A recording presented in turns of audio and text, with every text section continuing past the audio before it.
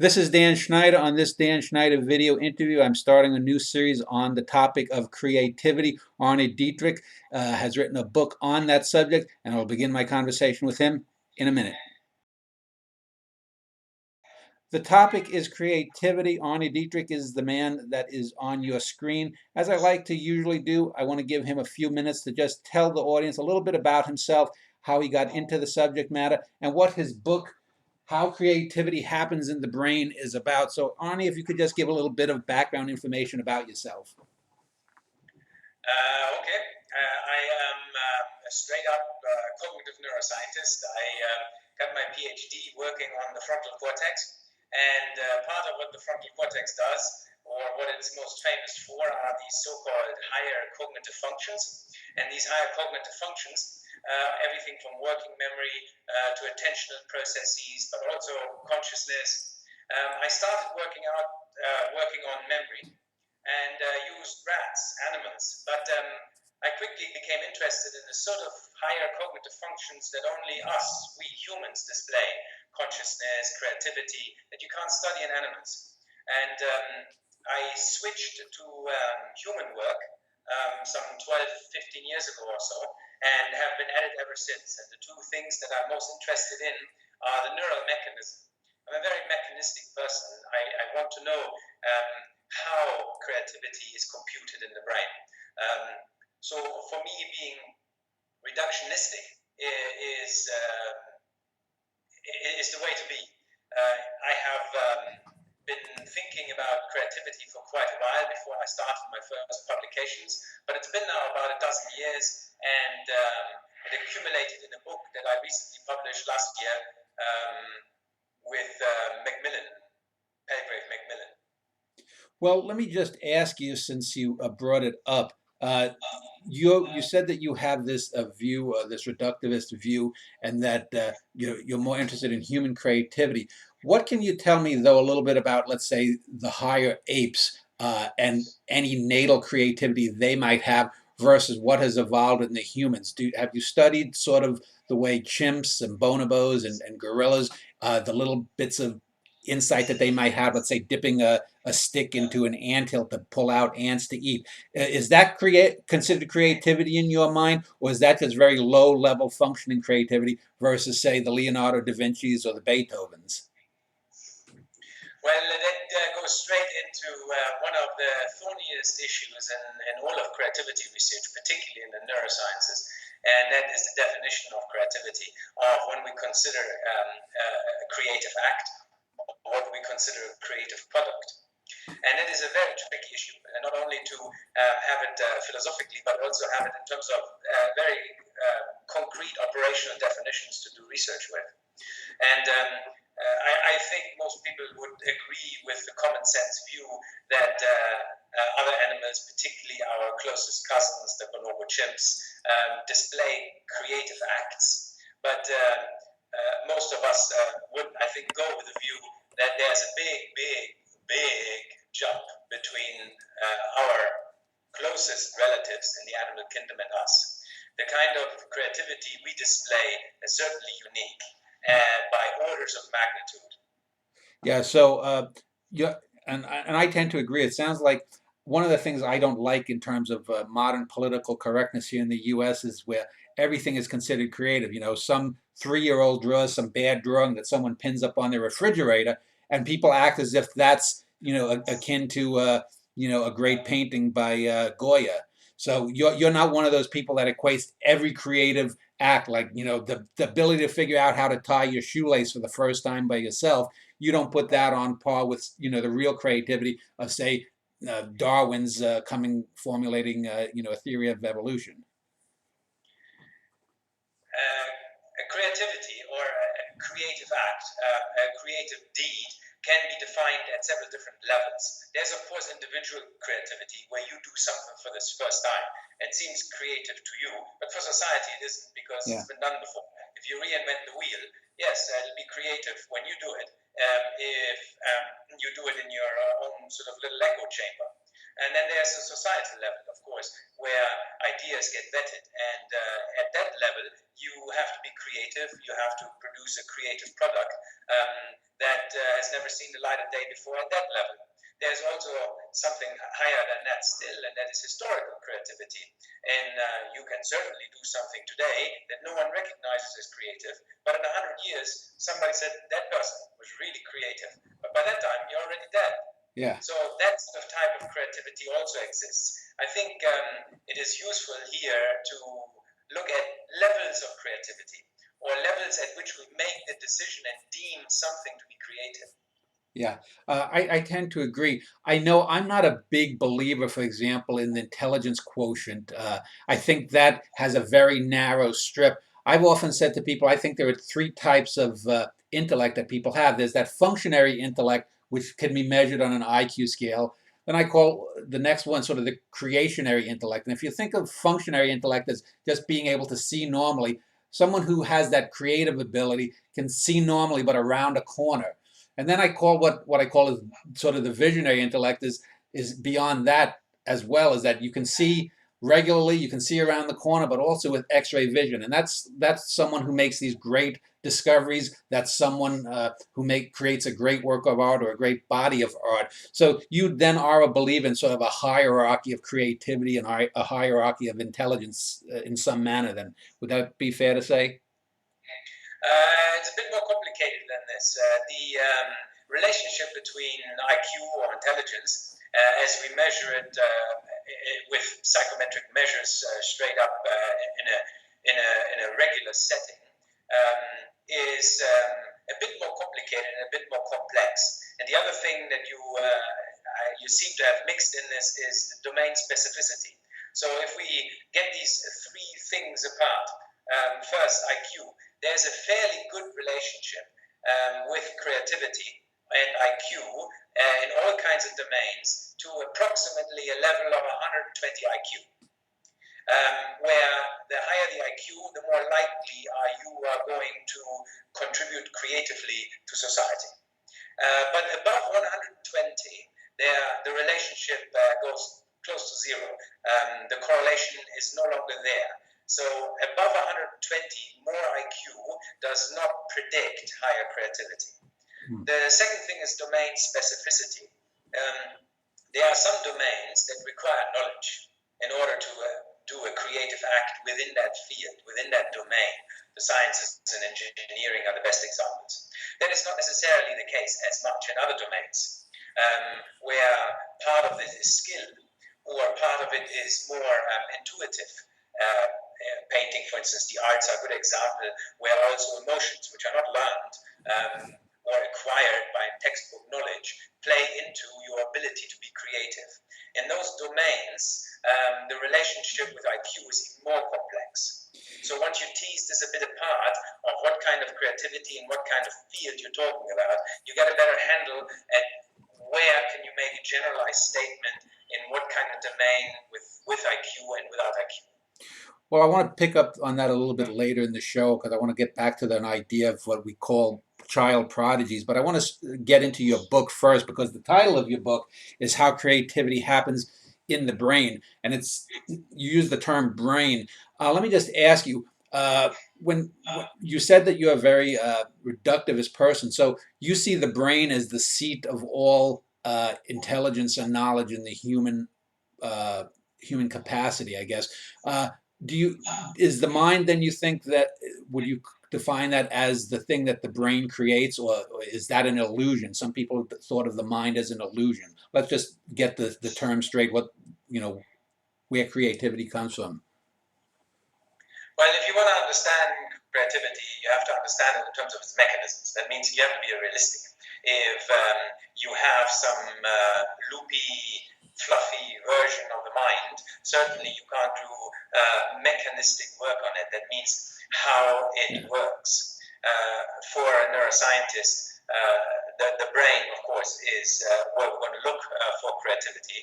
And as far as I can tell, I need not consider any other. It certainly doesn't come out of my big toe or floats in midair. And even if that is so, the mechanistic approach wouldn't work. So looking at the brain is pretty much the way to go if you want to understand the mechanisms of creativity.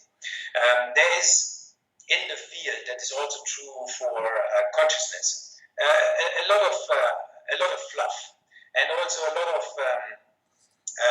goofy ideas, and they might be entertaining, but they won't get us very far if we want to understand how the thing in and of itself is computed, how it works. Yeah. They only have to be realistic where it comes from. Yeah. Let me talk about what I guess we call the spark of creativity. Suppose you had, two people driving in a car. One person's creative, the other one's not inclined to be creative. They could see the same act. Let's say they may see a couple of animals out on a farm doing something, or they're walking down the street and there's a building on fire or something. The regular person is going to take in that information. They may store that in their short-term memory, and for one reason or another, they may remember that in 20 years, but most likely they'll forget it. But for the other person who maybe is more creatively inclined, they may see the beginnings of a great painting they could make. They may, if they're a filmmaker, have an idea of a narrative for a film or a novel or a moment to set in a poem. What, since we're talking about the brain, what do you think separates the two brains that get the same basic information into them, and one person it's just another thing, like going to a restaurant to getting a good bite to eat, whereas for another person it's an entree into something deeper and higher? Is there some chemical difference? Is it the structure of the neurons that's different? This is where it gets to more precise questions, and those are the kinds of questions that we are hoping to be able to answer.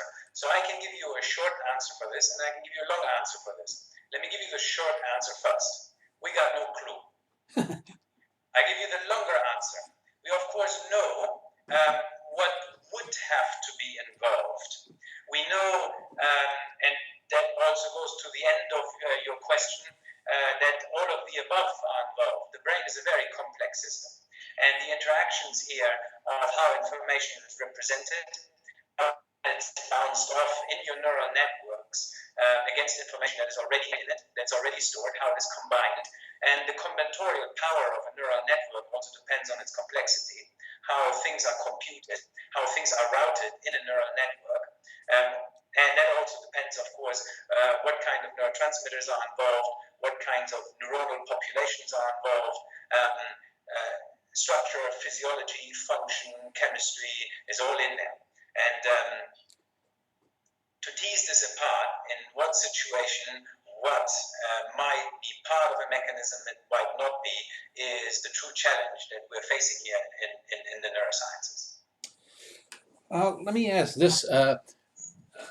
There's the belief now, at least here in America, that and I don't believe it, but people say, "Oh, everyone's creative," and I'm like, "Yeah, sure. That's why we have such a booming society culturally." But the idea is that you could train someone to do anything. It's the blank slate kind of thing. That if I practiced hard enough and learned the piano, I could, be Eric Satie or I could be Bach, and I would respond that, well, even if I could understand how to make music and could break music apart, I might still simply lack the dexterity needed to play the piano as well. Are you someone who believes in the natal ability, a natal intelligence, a natal creativity, or do you think that things can be learned, and if they can be learned, maybe to a slight degree improved, but you're never going to take, say, someone who's a terrible painter and make Vermeer out of them? Again, I think a few things here have to be separated. Certainly, the first thing we have to do is to get this all or nothing question onto a continuum of it's neither genes nor environment, it's neither entirely learned nor entirely is it a talent, and if you don't have it, you have no chance. None of these extreme views make much sense, and we don't have much evidence to believe that they are the case. There are certainly areas in which talent is very important, and without which you'll be limited in what you can achieve. On the other hand, you can go a long distance if you work very hard with limited talent. course, we all have seen people very talented and not willing to work, and so they will not achieve anything. And we have seen the opposite. So a combination of this is certainly always the case. When people have this belief that everybody can be creative, we also have to separate the capacity to create, sort of an ability to generate something new that has function and is surprising. That's mostly the definition we're using for creativity. That, of course, is, again, the case, but whether these people then actually produce something at the level of what I said earlier, at the level of society, at the level where society recognizes an act to be creative, is an entirely different story. The capacity certainly is there, but that too is distributed, probably in a normal distribution in the population, just like most other human traits. Well, your book was not, creative fiction. It's a book of science, but you must have had a desire to write it to maybe address some fallacies that you may have encountered over your years of work. What is the book's main thesis that is, say, different from most other books on the subject matter? The main drive is to see what neuroscience can and cannot say about how creativity happens in the brain. And both things are important. Because on the one hand, there is the tendency, even by neuroscientists, towards phrenology, to make very crude, simplified statements that generalized like this are outright false, that creativity is located somewhere. Creativity is not an entity in and of itself. It is not an entity that sits in one particular place in the brain. We all agree in the neuroscience that it is distributed and embedded in neural networks. So there's no one area that lights up that sort of is added to the regular information processing mix that gives you the spark. That's certainly not the case. But also tying a complex psychological phenomena like creative thinking onto a particular neurotransmitter, let's say dopamine or serotonin, or a particular brain area, or a particular firing rate, or a particular mental process, like, for instance, divergent thinking or remote associations. These are fallacies of simplicity that certainly will not stand the test of time. On the other hand, you also have people having the desire to understand more about creativity and wanting to know more about neuroscience. And when you want to build on evidence of what we can say about creativity in the brain, very often we have to be so cautious because we have so little direct evidence that many people find the answers that we can give with some degree of certainty very unsatisfactory because they do not yet link up directly with people's experience.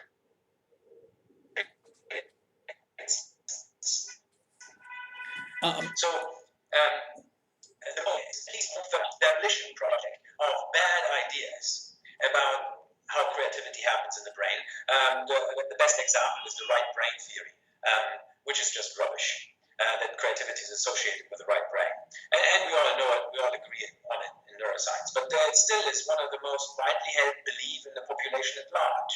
So in order to free people from these fallacies, they first have to be demolished. So they do not present any exit, any false exit, once we try to make cautious preliminary steps toward a more complex understanding.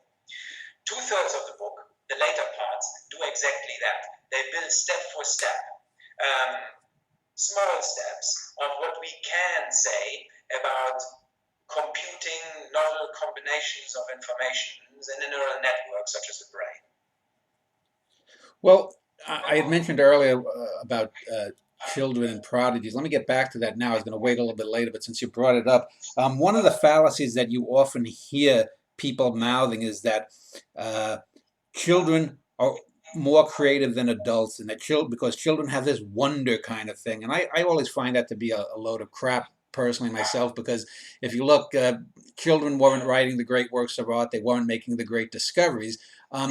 Is that one of the fallacies that you take on, that somehow age and maturation tamps down a person's creativity? Is that one of those fallacies that you've ever had to deal with? Well, yes, certainly. It's a misconception in the sense that if you look at the level of society, you don't have children either having or producing great paintings or getting Nobel Prizes in science. And that's the level at which creativity operates at the level of society. But you have to see also one other aspect, and that is that we usually define creativity as having three parts. Of course, it has to be novel, and most people would agree with that. It has to be functional, in the sense that it has to satisfy some sort of fitness criteria. And that is also true in the sciences. Whether I find painting creative or music to be beautiful and creative, it has to somehow speak to me, resonate with me in terms of my sense of symmetry, my sense of beauty, or whatever else I read into the picture. In the sciences, of course, the functionality criterion is much more clearly defined. And the third thing is that we do not consider usually things to be creative intuitively if we are not surprised. Surprise is an element of creativity that is often overlooked. But when you compare this to a sort of intuitive gut feeling of what you think is mere problem solving, let's say an engineer has a problem and solves it in a logical, systematic way, and you look at a solution and you're like, oh yeah, that makes sense. So obviously it's novel because it's a solution to a problem never solved before. And second, it's functional, that means it works. We still don't consider something like that creative. We're not surprised, as in, oh wow, I would have never come up with that. That's when we go, wow, that's creative. So this element of surprise is what children, to come back to your question, produce more, because what they produce is more off the wall, but therefore it is less functional. So again, it depends on how you define creativity, and if you need all three elements, then children's creativity is perhaps creative at an individual level. And it may surprise you because you wouldn't come up with that. But at a societal level, it certainly isn't. Yeah, you mentioned someone going, "Oh, I wouldn't have thought of that," and that makes me think of the poet John Keats and his idea of negative capability, which is basically that someone with a great creative impulse might see something and connect two or more ideas or threads together that no one else does. But once they've been connected, everyone else goes, "Oh, that made sense all along." Is there something that happens in the brains of someone that is more creatively inclined, that they can see things that to other people seem disparate, but they can connect them together? What is the mechanism, if there is any, behind that kind of that kind of moment where it comes together?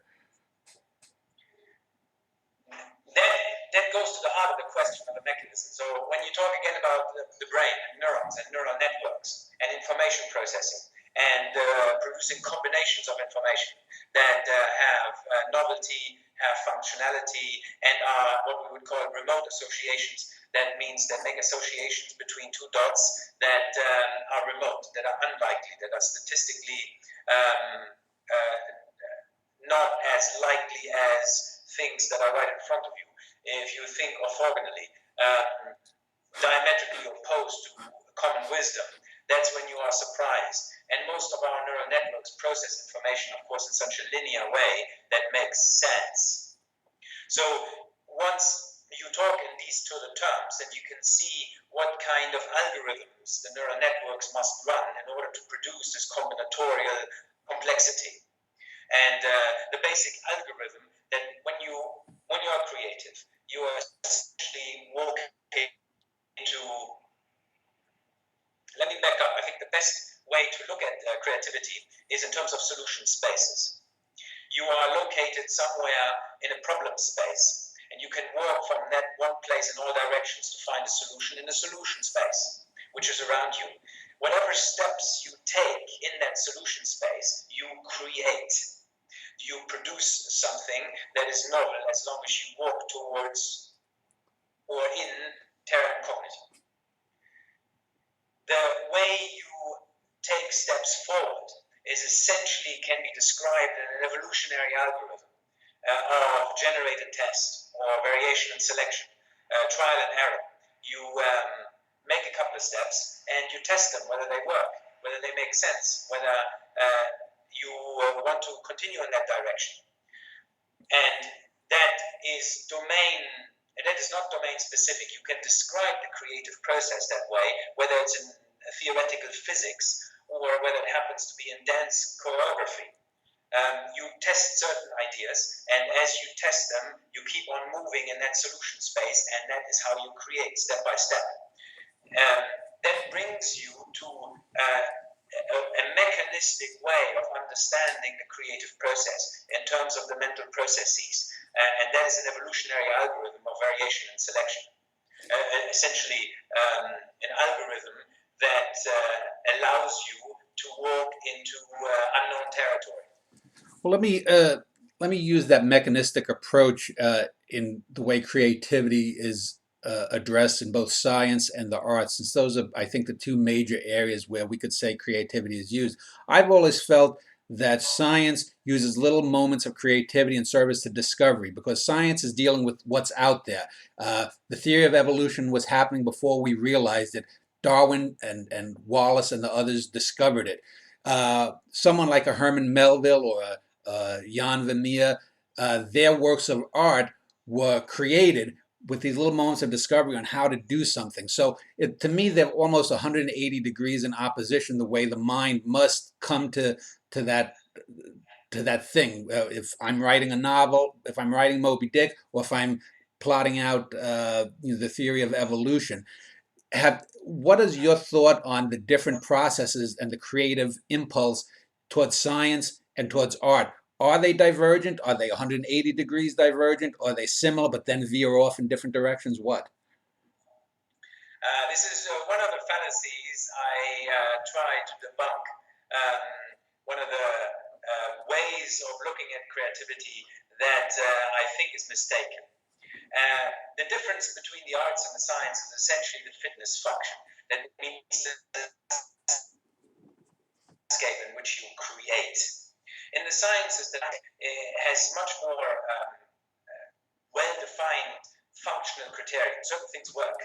So somebody walking in that fitness landscape will find sort of the same solutions, walking the same paths. It's a bit like as if you walk through the mountains. There are only so many ways to go from one side of the mountains to the other side of the mountains. You have to find the valleys or the coves in order to cross a mountain range. And so you would not be surprised if different people find the same way because the landscape is so well defined.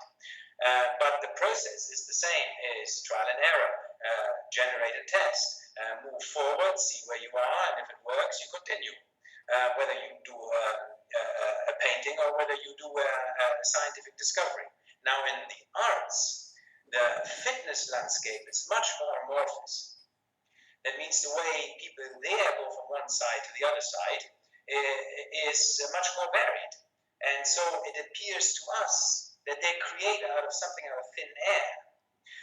The idea that scientists discover and artists create is, I think, a mistaken view. And there are a number of people who had an inkling to this. For instance, Picasso once said that he doesn't search, he finds. Lewis Carroll once said that in the future, we will not ask what book shall I write, but which book shall I write? Because the book he is going to write is already out there in terms of the possibilities of all the letters in the alphabet put together. But the way he walks through the landscape is he has more freedom to walk through the landscape, so it appears through us or to us that he creates out of something out of thin air. But that's not the case. It's the main difference is not in the mechanism, it's not in the process in which creators create. It's in the fitness landscape that happens to be part of that domain. Well, that Does that make sounds sense? that sounds quite a bit like the old, what I call the fallacy of divine inspiration. I think one of the things I've noticed in years in the arts is a lot of artists get envious of each other because they feel that, well, if someone wrote a great novel or painted a great painting about this subject and they were thinking about that subject, that somehow they reached up into the clouds and took something down from God, the Godhead itself. Um, when someone creates, though, I mean, you could not, Herman Melville, for example, could not have written the same novel as, say, Mark Twain. It would be different. It naturally does come from that person. But I mean, science is replete with people, like I said, Alfred Russel Wallace was discovering the theory of evolution at the same time as Darwin was. For every Marconi, there's a Tesla. For Einstein, there's a Niels Bohr. But without Melville, there would be nothing remotely like Moby Dick. I mean, it's not like that could have been replicated the way one could have come. I mean, we'd still have the theory of evolution if Darwin never existed. It would basically be the same. History would basically be the same, but artistic history, the history of world writing, would be different if there was not a Melville, or if there was not a Vermeer or a Goya, or if there was not a Beethoven. Um, uh, what I mean, do you? Let me give you two extreme Okay, go examples ahead. to see that that is best taken in terms of, again, the continuum, understanding that the landscape in the science is the fitness landscape where the evolutionary algorithm walks through is just simply different than in the arts, but it's not a categorically different process. A good example, for instance, is Beethoven's Fifth. Uh-huh. This da da da da. Yeah. This is so appealing to us. It is hard to imagine that if he had not come up with it, somebody else would have. On the other hand, for instance, it is often said exactly about Albert Einstein that this is a theory that exists only because of the quirk of that particular brain. And we might have passed up the understanding of a theory of relativity. Scientists all agree that the path you take to a particular peak in the fitness landscape matters a lot.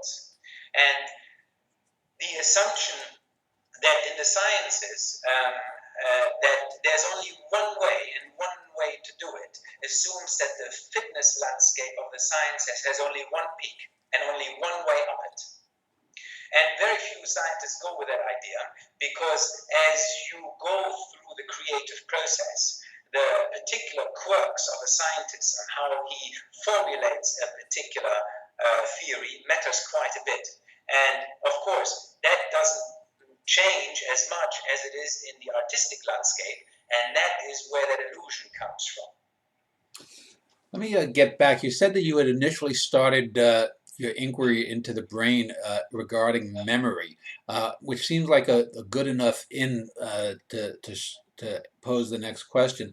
Are there different types of memory? And I don't mean short-term and long-term memory, but for example, I know my wife is one of these people that she doesn't have what they call an eidetic memory, but she's very good. She has what I call a file drawer memory. She knows this happened last Thursday when we went and did that kind of thing, whereas I forget. I've got what I call more of a convective memory, where memories sort of float at the bottom of the sea. And if I'm writing something, if I'm writing a poem or if I'm doing an interview like this, something might just pop up out of my subconscious to ask you a question.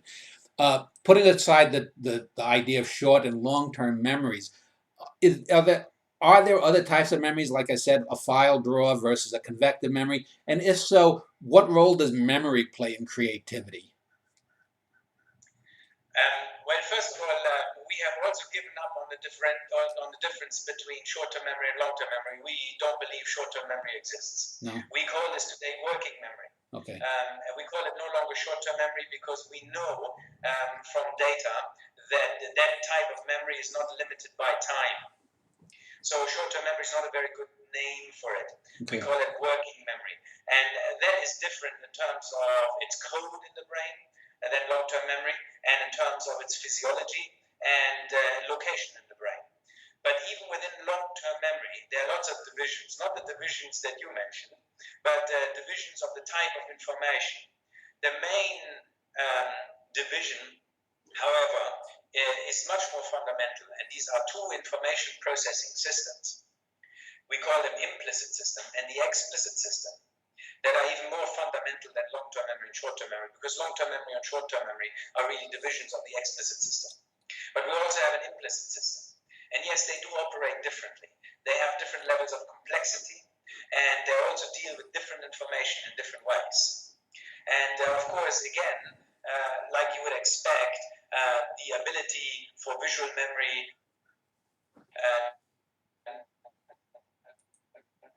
memory for numbers is distributed not in memorizing certain things, memorizing certain things, whether it's shapes, whether it's numbers, whether it's places, whether it's experiences, and others are not that good.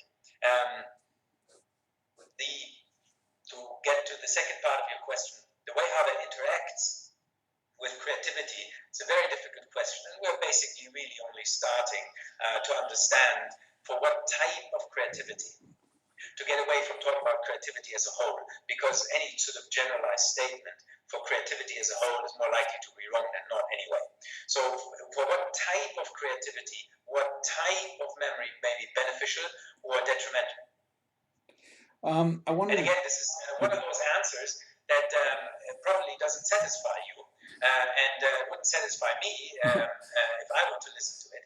And this shows the level of ignorance that we in neuroscience, we still have about really understanding the process to a degree that we can connect it directly to your experience. There are several levels of explanation in between that we cannot bridge yet. Yeah. I asked earlier about intelligence, and towards the beginning of the show, I think you had mentioned something about emotions. And here, especially in America, I don't know about the rest of the world, a very politically correct notion is to speak of emotional intelligence versus intellectual or brain intelligence. And I know that in a lot of artistic areas. If you go to writers' columns, if you hang out at bars with people who play music or go to poetry readings, you'll have a lot of people who are very emotionally sensitive, and they think because artists are stereotypically called sensitive that therefore that makes them an artist. I wanted to ask you if you've ever delved into the idea of emotional intelligence. Do you think, number one, does it exist? If so, does it exist? In what way is it related to what we more typically call, brain intelligence? Well, and I'll just start with that first. All right. Now that starts to get out of my area of expertise. Okay. This intersects really with intelligence research. And there are a number of people that hail from that area of the psychological sciences, intelligence research, and have moved into creativity research. And they'll be better to answer this. There's a big debate of whether you can look at brain capacity, information processing capacity by using a single number like the IQ, or whether you use the approach of multiple intelligences. One of them would be, of course, emotional intelligence. Now, naturally, you have met more than enough people that are good at one thing but not another, and certainly sensitivity and also the ability to be appropriate in a social situation, to grasp real quick, real fast of what to do in a given situation, to have propriety, and others do not have that, but therefore might be the typical nerd that gets an A+ in an engineering course. Certainly you have seen these, but this is also, I think, from what we do know about the emotional brain, is that the emotional brain uses different structures and different processes, and is primarily built in order to attach a value tag to information. So it doesn't process information code like a computer with all the lines and the grids and its meaning in terms of pure information processing. But it assesses the value of that information to you, of what it means to you. And this is done in different brain regions using different processes. ventral medial prefrontal cortex, part of the amygdala, the insula. These are areas, structures that you surely have heard of. And Yeah. some people, of course, have these areas as opposed to other areas with more capacity to make a more fine-grained distinction than others. But emotional intelligence is something that I think, to me, does have makes sense, does have a value, does add something that we can look at human beings and understand them in a better way.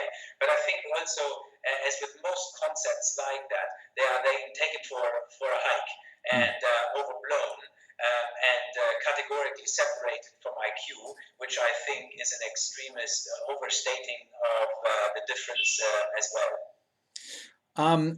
You mentioned other intelligences besides regular intelligence and emotional intelligence.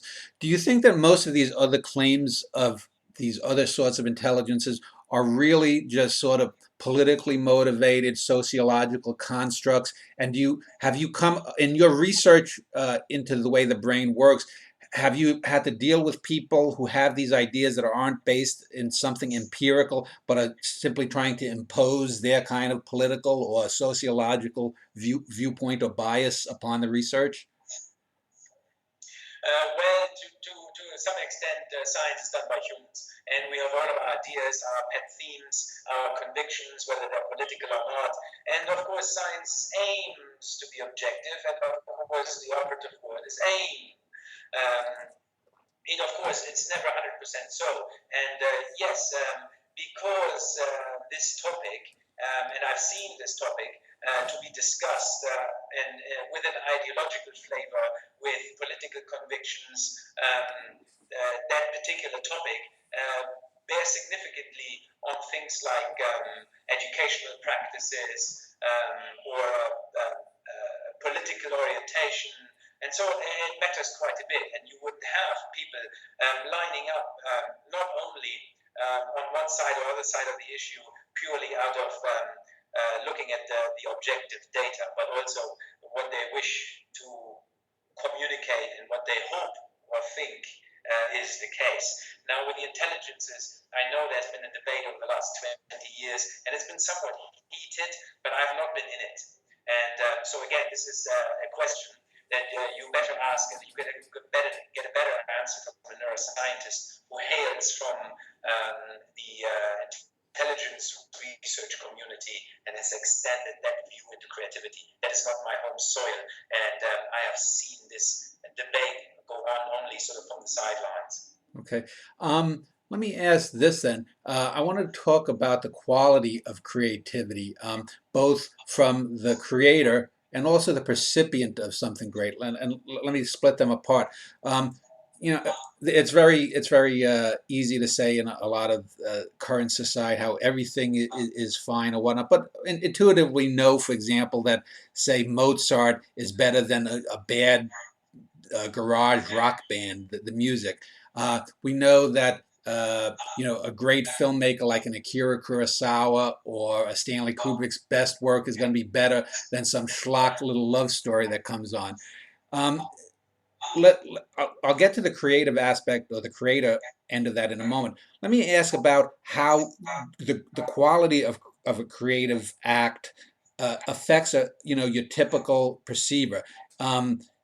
Is there something that goes on, do you think, has it ever been studied, the brain, how it reacts to, say, seeing a great painting versus a schlock painting, hearing the Mozart versus hearing a bad garage band?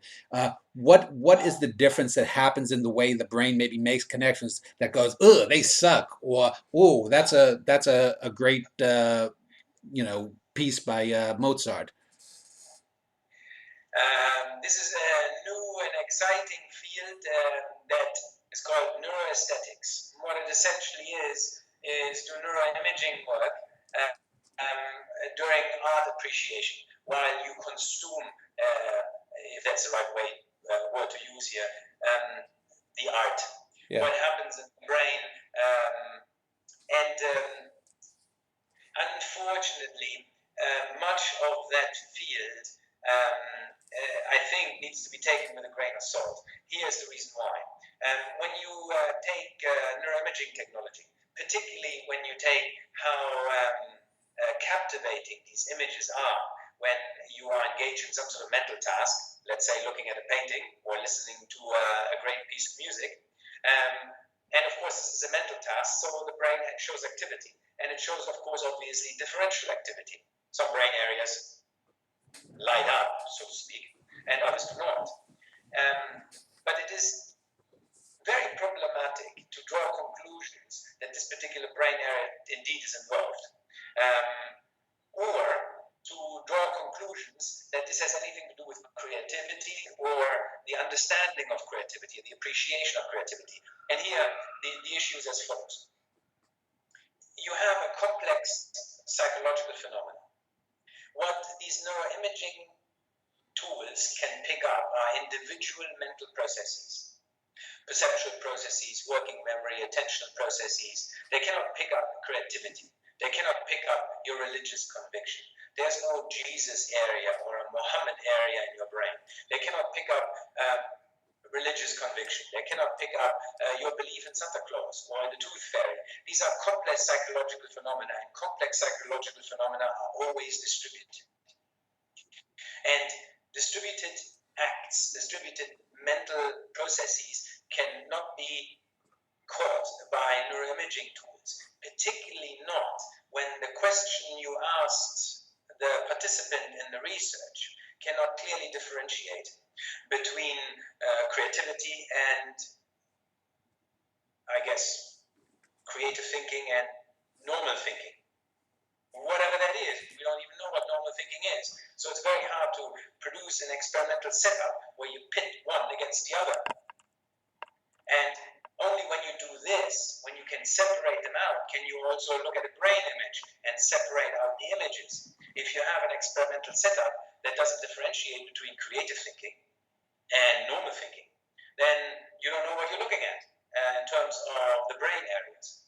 And these sort of areas are distributed. And an example I always give to my students is that, for instance, it is very easy to use a satellite to find the country England.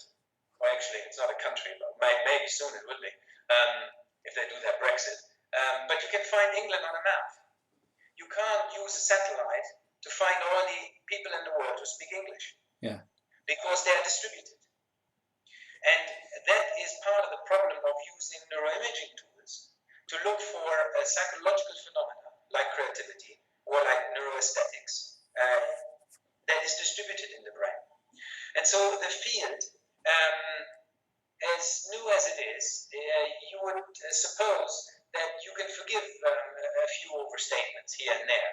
But I think caution needs to be exercised with what we can actually say and what we cannot say about how we appreciate art, how we come to understand or grasp that we are looking at something great, something creative. I don't think there is mechanistically, remember I'm a neuroscientist, Yeah. the statement needs to be mechanistically sound. I don't think we have anything for sure yet that we can hold on to, that we can rely on when it comes to these sort of questions. We're still very far away from having the first solid grip on the problem to take the next step. So to use a simile, that's because individual brains would respond in different ways to different stimuli. For example, the way my tongue may be more sensitive to bitterness, whereas your tongue may be more sensitive to sourness. So if we're tasting the same food, we're actually the quality of what we're tasting would be different. We would describe it in different ways. So in the same way, the way a great Mozart piece might affect you in a negative way, whereas I would appreciate it, at least on an emotional level, it's because our brains are wired differently then. Is that correct? No, actually, I wasn't talking about individual differences. They make things even more complicated. Even if there weren't any individual differences. Imagine an old brains, go through the same processes. Of course, they're all slightly different. Yeah. But even as well, you have the wrong tool for the job here because you're asking the wrong question, or you ask the question not in a way precise enough that the tool can pick it up. On top of that, you would have individual differences. Okay, then let's see. So creatively speaking, then we're dealing with different ways to perceive. We're dealing with different processes, and then you can add the sort of like sociological stuff sort of on the outside. Let me then just get turn that around because I was talking about the way people perceive things. Is has uh, the creative impulse been just studied in certain people when they were alive, putting aside the neurological basis of it? Um, uh, or is there any overlap between, say, statistical data one could gather from the creative output of, say, I think Richard Feynman, who was a famous physicist, I believe, I think he had done something where he constantly kept notes, and people to this day, he's been dead 20 years, I think, are looking through his work. Do you think that there's a way that you could look at, say, someone who's considered a great thinker or a great creator, and look at the patterns of their discoveries or creative output, and then somehow sort of reverse engineer how they did that? Or is that something that's getting into just sort of metaphysics? Uh, this this is one approach, and the approach is certainly to take people who are unquestionably creative, because history has proven them over time that they're accepted as creative individuals. And you can, of course, go backwards and see whether they're engaged in any processes. And people have done this. It is sort of a personality approach to looking at creativity. One of the problems with that approach of using case studies like this is, of course, that they cannot be generalized. And if you look long enough, you find pretty much that all creators, or every single creator, has used, or different creators have used all processes there are. And so that has a bit dead-ended in the sense that, again, you cannot cherry pick. When you go back, you have to look at all the processes, and they are represented in all of the creators that we've had in space-time. So that process has not yielded any information that, again, we can rely on, that creators in generally are open-minded, because they are closed-minded people who are creative, or they are more extroverted, or they are more neurotic, or they're more open for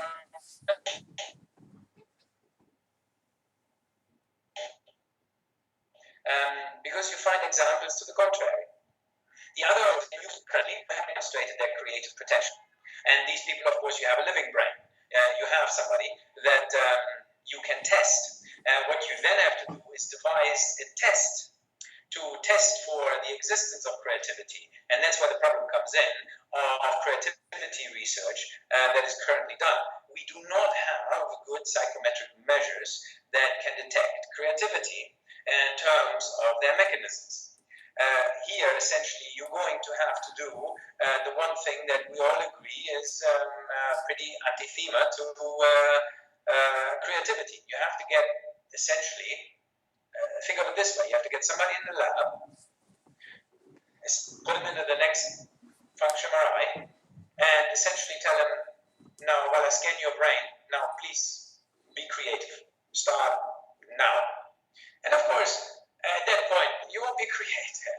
You're sitting in a machine, Yeah. and you're being called upon to be creative at that moment, and that's the point in time. And that's when the brain imaging comes. Yeah. We all know it is capricious. We don't know when it comes, how it comes. We ought to be surprised when we have our great ideas, but very few ideas are predictable in terms of when they come and how they come. And that is the problem with creativity research, to bring something as ephemeral as this into a well-controlled laboratory setting. Okay. Well, in the final segment, I want to give you some closing remarks, but I want to end this segment and the main part of the interview by getting back to the idea of child prodigies. And I don't know, to me, I've always thought it's kind of silly. I mean, yes, we've heard of mini Mozarts or pint-sized Picassos, these children who seemingly can paint, well, not only beyond their peers, but as well as, a solid adult could. But very few of these mini Mozarts are like the real Mozart, who was a child prodigy, who then, continued through adulthood being, creating at a level far above your average person. What is it about the architecture of some of these children that seemingly are 5 or 10, 20 years ahead of their time that seems to, in most cases, they don't ever progress beyond that. And you have people who may not have been child prodigies that, as time goes on, they get better and better in whatever their field is, and they surpass these prodigies who usually end up, sort of like the old cliche, they become depressed and some of them kill themselves, that kind of thing. Uh, is there anything that you found out in your studies about child prodigies? Again, this is a bit outside of my area of expertise because that deals with developmental psychology. And we know that different people go through different stages like us, that some people may lag behind and then they make up for it later, and vice versa. No one goes through the same developmental phases, just like no one has the same exact 8-hour sleep. There is a normalized period in which things statistically happen with 2 standard deviations above the mean when you say the first word, when you walk for the first time, and so on, developmentally. And now, of course, when you have this, you have outliers, great outliers, people who are way ahead in one particular mental capacity. Now, you would assume that that is due to the brain processes and the brain areas that mediate that particular function being ahead of their development. But when it comes to creativity, we have no solid evidence of how that would be and how that then gets displayed in creativity. Now, the assumption is pretty solid that when you see a behavior displayed that way, that also the brain processes and areas that mediate this behavior must be different and way ahead of their time. And that would not be surprising if a machine like the brain develops in a series of steps over some 20 years until the brain is fully grown in a late teenager or early 20s, then you don't have all areas of the machine going like clockwork into more complexity. Some are a bit ahead, some are a bit behind in the developmental stages. Again, there are people that come from developmental psychology that study creativity not only in terms of developmental psychology but also in terms of educational psychology and in school settings. And they would be much better to answer that question than I would be. They might not know the brain as well, but then again, we have in the neurosciences not been able to tie this very well to the types of brain processes and the types of brain areas that would be involved. We just simply don't know enough about the brain to answer that question to the level of satisfaction, where again I connect right to the level at which you pitch that question. Okay. We are looking at processes much more basic than this. Okay, well, let's end this segment. In the final segment, I'll just give you a few minutes to wrap up your thoughts about where the research, your personal research, and also the research for creativity in general is going. We'll do that in a moment. I've been speaking with Arne Dietrich about creativity. He has a book called How Creativity Happens in the Brain. We've been talking probably mostly in a mechanistic sense, which probably is a rarity online. Let me ask you, Arne, if I can, to sum up your thoughts on where the research in general is going in the world today in terms of creativity in the brain, and personally where yours is going and what you would like to see, say, in the next 10, 20 years. 3 questions. I'll take all 3 of them, and I'll take them one by one. Okay. Where is the research going? Unfortunately, I'm somewhat pessimistic in terms of where the research is currently going, because I think there are a number of labs and also a number of research paradigms that are misguided.